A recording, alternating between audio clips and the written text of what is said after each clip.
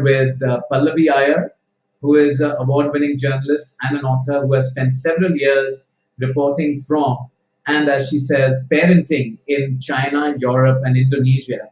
She's the author of several books, including Smoke and Mirrors, the other one being Chinese Whiskers and Punjabi Parmesan. She has recently released a book, Babies and Bylines. Pallavi is a World Economic Forum Young Global Leader. Pallavi, welcome to LitFestx. Thank you. So, Pallavi, in line with today's topic, uh, do parents have a life? Or rather, can parents have a life and a career?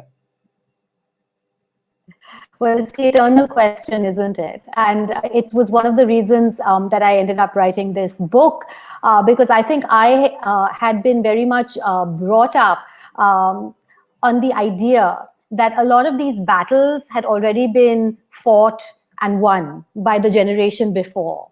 That today it was kind of given that you could have both, that there was no problem in a career and motherhood at the same time. But I found that it was actually a very stubborn problem. And it's one of those that no matter how much things change, it doesn't change. In many ways, we are sort of running to stand still, as it were. And it's certainly, I think, one of the most universal challenges that confront women everywhere, and just a persistent one, of how you balance your work life and how you balance the fact of your parenthood. And I think that what's changing is that we are now talking more and more about parenthood rather than motherhood. So that this issue of balancing work and life is no longer just confined to women, but is also something that applies increasingly to a large number of men. Indeed, we all want to have it all. And when we say have it all, we don't mean everything. We mean a little bit of everything. And just to be able to combine different kinds of values and have different kinds of roles, both in the public and domestic sphere, so do an increasing number of men. And I think this poses a lot of really important questions for governments, for employers, for society at large, about how we want people not only to work, to parent, to play, what kind of society we really want going forward. Something very interesting you mentioned there in terms of what kind of society we want for parents and children. In the recent times, we've seen a lot of press and a lot of discussion around careers for women. And we've had some very high-profile CEOs, both in India and abroad, who have come out in strong support of women who would like to balance both, a strong corporate career as well as, like you mentioned, parenthood, not just motherhood. In that regard, where do you see, the popular sort of policies, etc.? You've worked in several countries. Give us a sense of the landscape. Where are you seeing things better or worse, and where is it leading to? I actually think in many ways things are getting worse, because the way that the global economy is evolving, overwork is actually what is rewarded. And however much we might talk about increasing flexibility and the use of technology and so on, in fact, the more work days are becoming longer and longer as competition globally is increasing. So we're even seeing in places like Europe, which have traditionally placed quite a high degree of value on family life and leisure time, and not just on work. France, for example, famously had mandated a 35-hour work week. Because of the pressures of globalization, this is increasingly seeming untenable. And so we're seeing longer and longer working hours sort of emerging as the norm across the world. When this happens, women automatically get penalized. And it's a really big problem. I certainly think that, the idea that there is choice out there today for women is actually a bit of a non-starter, because I think that this is a false choice. In many ways, the choice that emerges is the choice between neglecting your family or neglecting your work. It is very hard, particularly in the kind of corporate setting that you were talking about earlier, to be able to actually have a successful career and to have a successful parenting life. There are just simply not enough hours in the day. I mean, one of the things that I write a lot about in the book was how time-consuming parenthood is. I have to say, I hadn't realized this. I had very much thought that I would have a baby, and the baby would in many ways be like an accoutrement, like a handbag. You know, it would be sort of sitting on the side while I was working away at my computer. And as anybody who's actually had a child realizes, this is not, in fact, the reality at all. It consumes you mentally as well as physically. Now, just because, but so it becomes a huge challenge to then, as employers, to make sure that people can continue to work at the same time as be good parents. And I don't think that we at the moment have very viable solutions for it. So that a lot of women, and indeed a lot of men, have to take decisions where they are either working, in the case of most men, and not having enough of a family life, or in the case of many women who have to give up their careers. Many women who are successful in corporate life do not actually have children. You'll see it. And many writers, I mean, I was really surprised when I was writing this book to research the number of successful writers around the world, women writers who have not ended up having children. Alice Walker famously said that she had one child because she said that with one child, you could still move. With two, you were a sitting duck. And I had two. So in some ways, I felt like I was committing writerly suicide. It is indeed an extremely difficult tightrope to walk.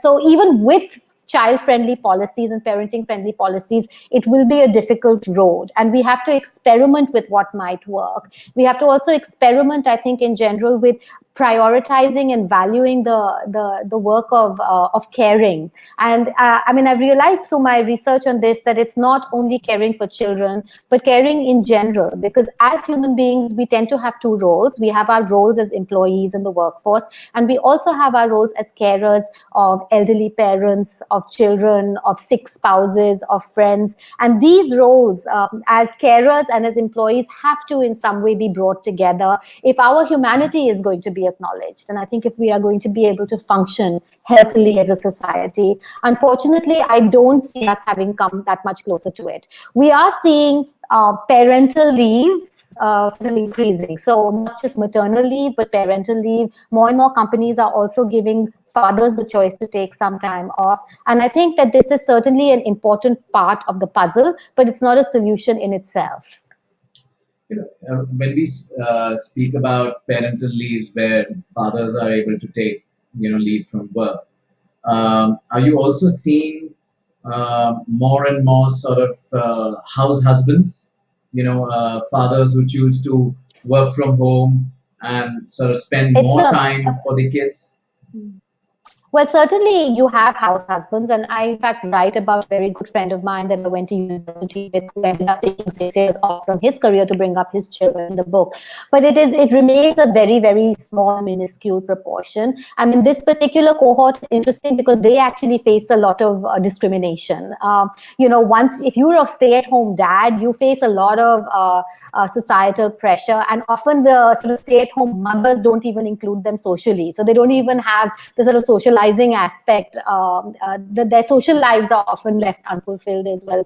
So it can be very challenging. However, I have to say that this remains an extremely tiny cohort of people worldwide, even in countries like Sweden, where or the Nordic countries, where you see more men taking on child rearing roles than in any other country in the world. Even there, it would be something like only a quarter compared to women. And in countries like the States, and certainly in countries like America, that number comes down drastically to, decimal points, literally.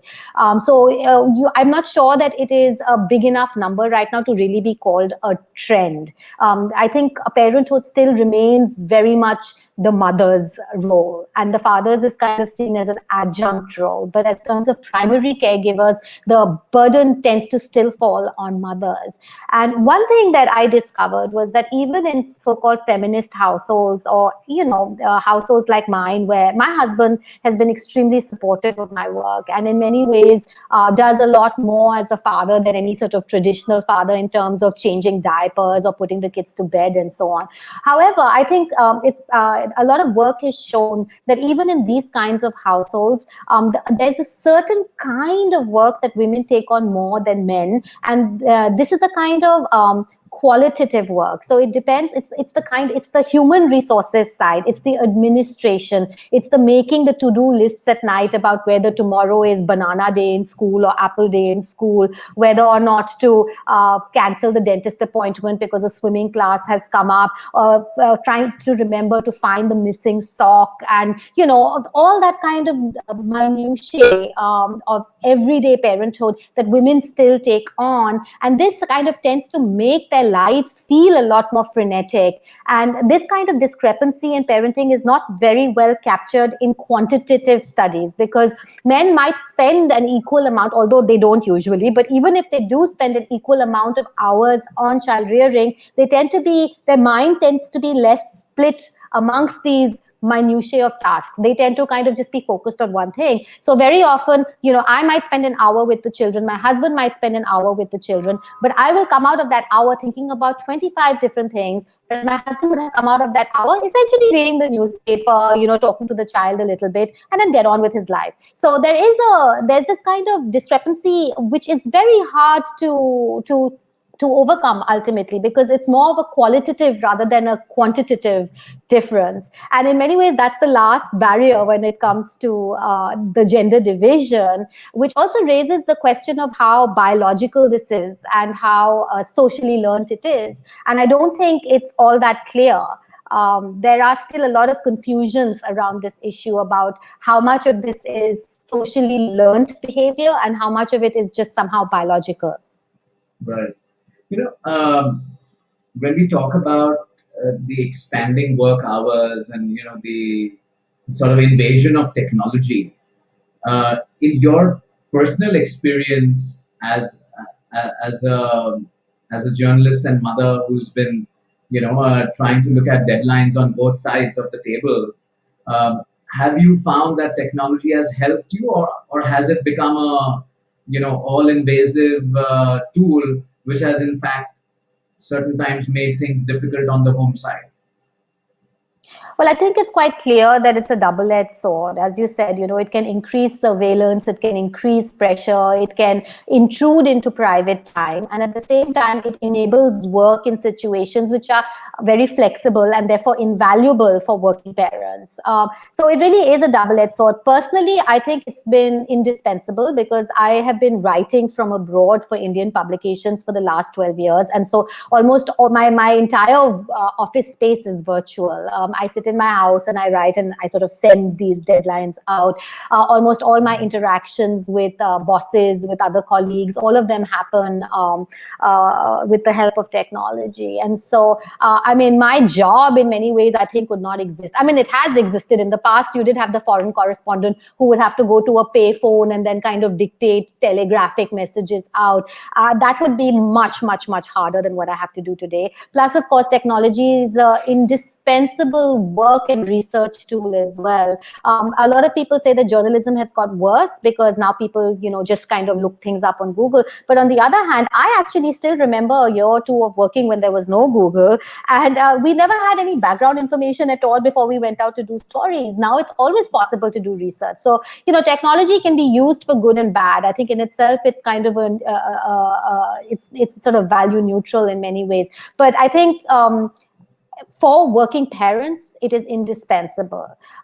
You have to then gain some kind of control over it, and there probably have to be certain rules that are set so that it does not end up becoming this surveillance equipment, and you can never escape it. So there have to be times when the phone is off, and which are which are off limits, as it were. But if you can work that out, technology is really an indispensable tool. We really, I think, need to make it the crux of a lot of our innovations going forward about the kind of society that we want to create for workers and employees, as I was talking about before. Right. Give us some interesting anecdotes. I'm sure you've got a lot in the book, but for our viewers, one or two on your experiences balancing, both sides. Oh, there's so many. I think there's so many hysterical moments when you are trying to balance the two. I guess one that comes to mind is when 2 years ago, I was at the Bali. Bali is an island in Indonesia. I was at the Bali Literary Festival. It's a huge international literary festival held every October. And I remember being on stage discussing Asian literature in translation. And while I was speaking, I started getting these text messages on my phone from my nanny telling me that my younger son had managed to do kaka, like he'd done a poo-poo successfully that morning, because he's constantly constipated and we literally have to monitor it every day. And so I remember getting this message in the middle, literally, of talking about Asian literature and feeling so happy. I mean, it actually like lifted my mood, and the session went really well the rest of the time. But yeah, I mean, these are just everyday occurrences. You're thinking about your younger son's bowel movements as you're talking about highfalutin literature. So yeah, there's several moments like that, I think, in the life of every parent. Very interesting. Working parent. So very interesting indeed. And in terms of when we talk about your own use of technology, I think in your case, like you mentioned, your job entails that you don't have to really go to office every day. You can be working from anywhere. But I'm sure in your research you would have figured out that for the regular sort of office goers who are parents, clearly the dilemma is not so much about planning; it's also about the physicality of it, right? So absolutely. And the hours lost in things like commutes, like when we live in densely packed gridlock kind of cities like Delhi, Beijing, Jakarta, up to 2 to 3 hours of the day sometimes get lost just in commuting to an office and back. And that's why I think sometimes it becomes a non-choice, this choice of whether to work or not, because if it's impossible literally for you to spend any time with your children and fulfill that role as a parent, it's not a real choice to stop working. So I've had friends, many friends, very qualified lawyers, especially in the corporate world, because the timings are so brutal, who just quit because it made no sense for them to have children, to be mothers, and not be able to spend any time with their kids. And they really did not feel that there was any genuine flexibility available to them. You can go part-time, but then there's going to be no career for you. You can kind of sort of essentially kiss goodbye to ambition. You can kind of mark your space on the ladder, but you can no longer climb it. And I think one of the really important things that we as a society have to look at is also reintegrating parents, men and women, who take time off for a couple of years and then want to come back, which is something that's very hard right now. Technology moves on, the sort of subsystems move on. It gets very hard for people to get back into the groove. And we're beginning to see some corporations now having internship programs. For example, Goldman Sachs does that. They actually have internship programs for men and women who are coming back after maternity or paternity leave. But we do need more innovation like that. Certainly. On that note, Pallavi, we'll bring this session to an end. But it's been a pleasure having you on LitFestx, and I'm sure our viewers got some real fun insights into managing both these worlds which converge in our daily lives. And wish you all the best with your new book Thank you. and in all your future efforts. Thank you. Thank you.